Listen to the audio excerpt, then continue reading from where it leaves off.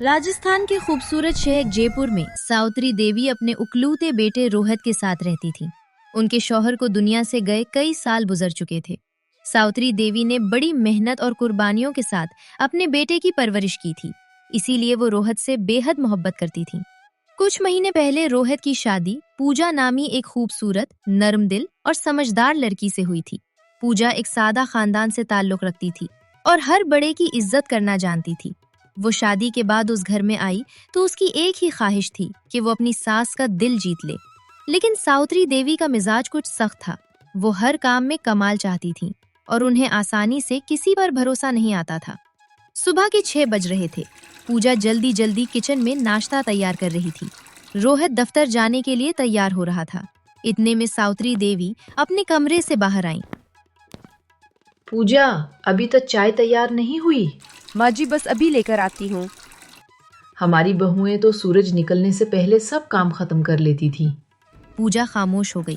पूजा जानती थी कि अगर वो जवाब देगी तो बात बढ़ जाएगी, इसलिए वो हमेशा खामोश रहती थी। इसी वक्त रोहित वहां आया। माँ, आपकी चाय। बेटा, अपनी बीवी को जरा कामकाज सिखाओ। रोहित मुस्कुराया। माँ, अभी शादी को चंद महीने ही हुए हैं, सब सीख जाएगी।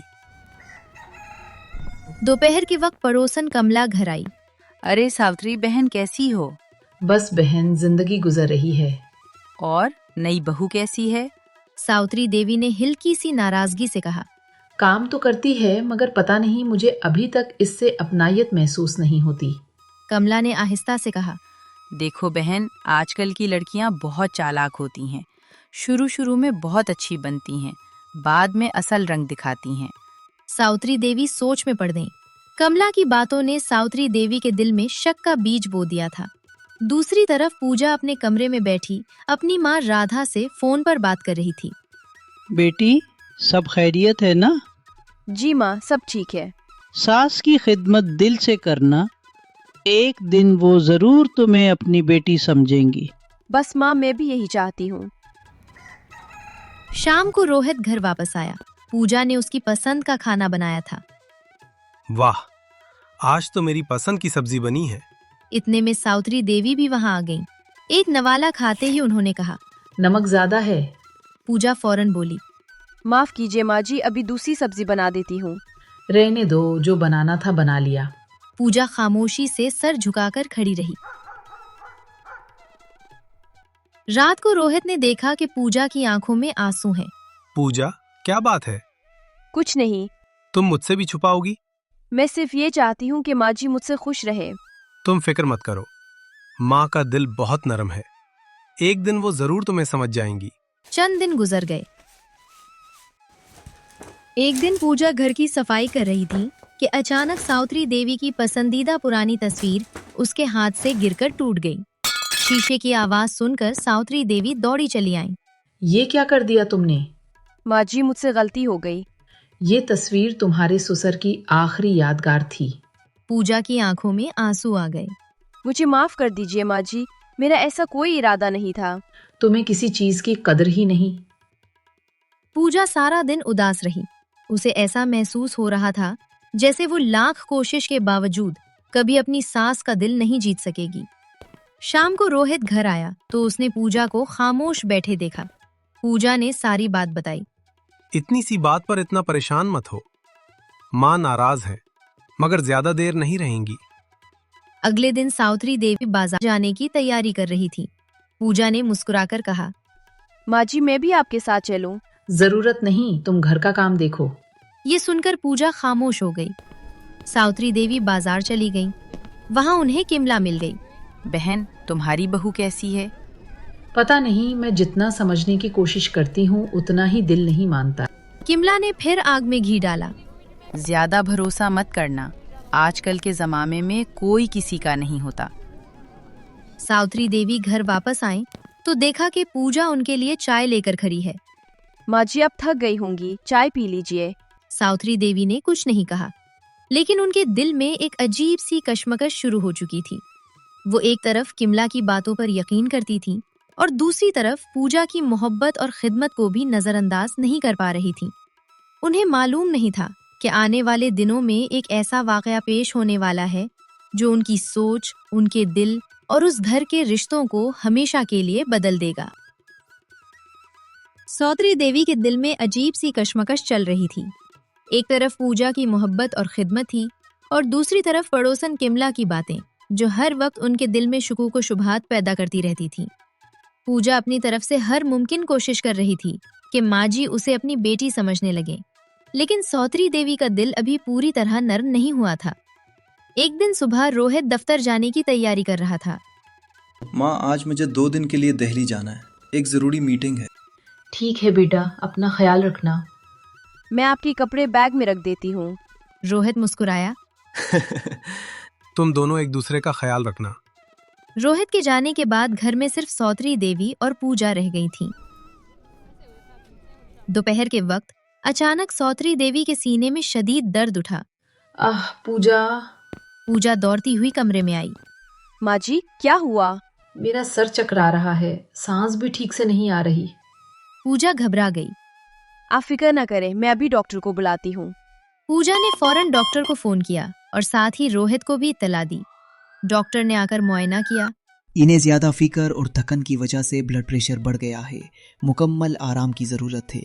डॉक्टर साहब, कोई खतरे की बात तो नहीं? फिलहाल परेशान होने की जरूरत नहीं, मगर उनका खास ख्याल रखना होगा। उस दिन के बाद पूजा ने दिन रात अपनी सास की खिदमत शुरू कर दी। वो वक्त पर दवा देती, खाना बनाती और रात को भी कई कई बार उठकर उनकी खैरियत मालूम करती। रात के 2 बज रहे थे। सौत्री देवी की आंख खुली तो उन्होंने देखा कि पूजा उनके सिरहाने बैठी हुई थी। अरे बेटी, तुम अभी तक जाग रही हो? माँ जी, आपकी दवा का वक्त था। तुमने कुछ खाया भी है? आप ठीक हो जाए, मेरे लिए यही काफी है। सौत्री देवी खामोश हो गईं। उनके दिल में पहली बार पूजा के लिए मोहब्बत का एहसास पैदा हुआ। अगले दिन किमला हस्बे मामूल घर आई। क्या हुआ बहन, तबीयत कैसी है? अब पहले से बेहतर हूँ। और बहू कहाँ है? किचन में है, सारी रात जागती रही। किमला ने हंसते हुए कहा। ये सब दिखावा भी तो हो सकता है। इतने में पूजा चाय लेकर आ गई। आंटी जी, चाय लीजिए। किमला ने मसनूई मुस्कुराहट के साथ कप ले लिया। किमला की बातें सुनकर सौत्री देवी के दिल में फिर से हल्का सा शक पैदा हुआ, लेकिन अब उनका दिल पूजा के हक में गवाही देने लगा था। उसी रात रोहित दिल्ली से वापस आया। माँ, अब आपकी तबीयत कैसी है? मैं ठीक हूँ बेटा, मगर अगर पूजा ना होती तो शायद मुझे अस्पताल जाना पड़ता। रोहित खुश हो गया। मैं जानता था, पूजा आपका बहुत ख्याल रखेगी। पूजा मुस्कुरा दी। कुछ दिन बाद रोहित की बहन रानी अपने शौहर के साथ घर आई। रानी शुरू से ही पूजा को पसंद नहीं करती थी।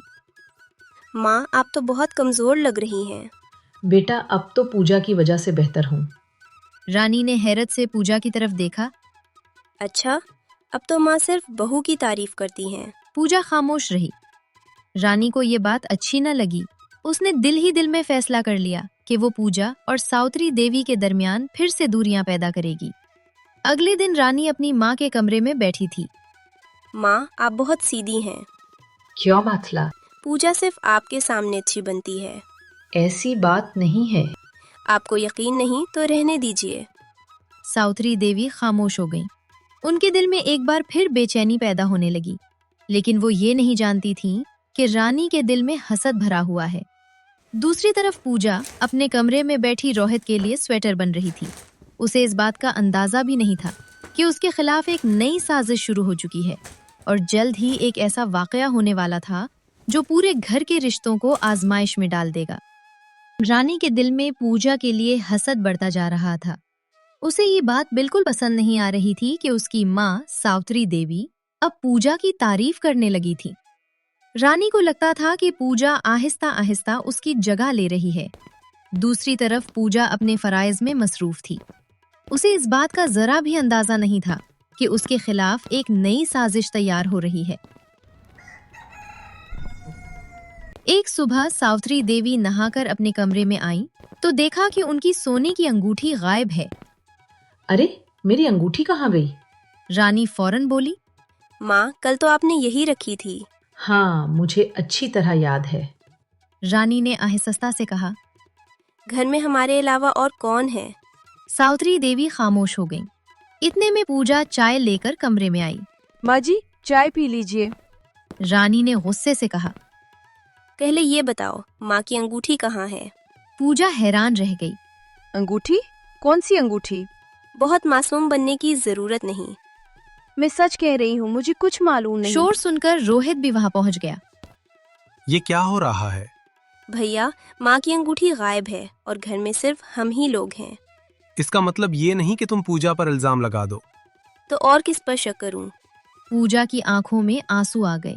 जी, मैंने कुछ नहीं किया। सावित्री देवी खामोश थीं, लेकिन उनके दिल में शनीप सी बेचैनी थी। पूजा अपने कमरे में जाकर रोने लगी। रोहित उसके पास आया। मुझे तुम पर पूरा भरोसा है। लेकिन माँ जी भी मुझ पर शक कर रही हैं। नहीं माँ, सिर्फ परेशान है। मैंने हमेशा उस घर को अपना समझा, फिर भी मुझ पर चोरी का इल्जाम लगा दिया गया। उसी रात सावित्री देवी सो नहीं सकी। वो बार बार पूजा के आंसुओं को याद कर रही थी। नहीं, पूजा ऐसी नहीं हो सकती। जिस लड़की ने मेरी बीमारी में रातें जागकर मेरी खिदमत की, वो चोरी कैसे कर सकती है? अगली सुबह रानी अपना बैग खोल रही थी कि अचानक एक डब्बा नीचे गिर गया। डब्बा खुलते ही सावित्री देवी की सोने की अंगूठी बाहर निकल आई। सावित्री देवी हैरान रह गई। ये मेरी अंगूठी? रानी घबरा गई। माँ शायद गलती से मेरे बैग में आ गई होगी। इसी वक्त रोहित और पूजा भी वहां पहुंच गए। सावित्री देवी की आंखों में शर्मिंदगी के आंसू आ गए। उन्हें याद आया कि उन्होंने बगैर सोचे समझे अपनी बहू पर शक किया था। सावित्री देवी पूजा के करीब आईं। बेटी, मुझे माफ कर दो। माँ जी, आप ऐसी बात क्यों कर रही हैं? मैं तुम्हें समझने में बहुत देर कर बैठी। पूजा ने फौरन उनके हाथ पकड़ लिए। माँ जी, आप मेरी माँ जैसी हैं। रोहित मुस्कुरा दिया, लेकिन रानी के चेहरे पर शर्मिंदगी साफ नजर आ रही थी। सावित्री देवी ने पहली बार महसूस किया कि पूजा वाकई उनकी बहू नहीं बल्कि एक बेटी है। लेकिन किस्मत अभी उनके खानदान का एक और इम्तिहान लेने वाली थी। रोहित के कारोबार में एक बहुत बड़ी मुश्किल आने वाली थी और इस मुश्किल में पूरे खानदान को एक होकर खड़ा होना पड़ेगा। सावित्री देवी के दिल से पूजा के लिए सारी गलतफहमियां खत्म हो चुकी थीं। अब वो उसे सिर्फ बहू नहीं बल्कि अपनी बेटी समझने लगी थी। लेकिन किस्मत अभी इस खानदान का एक और इम्तिहान लेने वाली थी। रोहित का कारोबार पिछले चंद महीनों से कुछ खास नहीं चल रहा था। उसने ये बात घर वालों से छुपा रखी थी क्योंकि वो नहीं चाहता था कि माँ या पूजा परेशान हो। एक शाम रोहित खामोशी से घर आया। आप आज बहुत परेशान लग रहे हैं। नहीं, बस थोड़ा काम ज्यादा था। मैं आपको इतने सालों से जानती हूँ, आप मुझसे कुछ छुपा रहे हैं। रोहित खामोश हो गया। आखिर बात क्या है? रोहित ने गहरी सांस ली। कारोबार में बहुत नुकसान हो गया है। अगर 1 महीने में कर्ज अदा ना किया तो दुकान बंद हो सकती है। पूजा चूक गई। आपने मुझे पहले क्यों नहीं बताया? मैं तुम्हें परेशान नहीं करना चाहता था। पूजा को रोहित की फिक्र होने लगी, लेकिन उसने हिम्मत नहीं हारी। रात के खाने पर रोहित खामोश बैठा था। सावित्री देवी ने महसूस किया कि कुछ बात जरूर है। बेटा, क्या बात है? रोहित ने नजरें झुका ली। तुम मुझसे भी बात छुपाओगे? रोहित की आंखों में आंसू आ गए। माँ, कारोबार में बहुत नुकसान हो गया है। सावित्री देवी परेशान हो गई। पूजा खामोशी से अपने कमरे में गई और अलमारी से अपने जेवरात का डब्बा निकाला। वो जेवरात जो उसके माँ बाप ने शादी के वक्त उसे दिए थे। वो डब्बा लेकर सावित्री देवी के कमरे में आई। माँ जी, ये जेवरात बेच दीजिए। सावित्री देवी हैरान रह गई।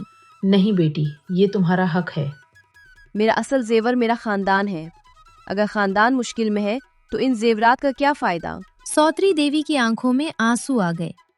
अगली सुबह रोहित ने जेवरात देखे तो हैरान रह गया। पूजा, ये क्या है? अगर वक्त बुरा है तो हम मिलकर उसका मुकाबला करेंगे। मैं तुम्हारे जेवरात नहीं बेच सकता। और मैं अपने शोहर को परेशान नहीं देख सकती। सावित्री देवी ये सब देख रही थी। उनका दिल भर आया। उन्होंने दिल ही दिल में सोचा, मैं कितनी खुशनसीब हूँ कि ऊपर वाले ने मुझे ऐसी बहू दी है। इसी दौरान पड़ोसन कमला घर आई। क्या हुआ बहन, सब खैरियत तो है?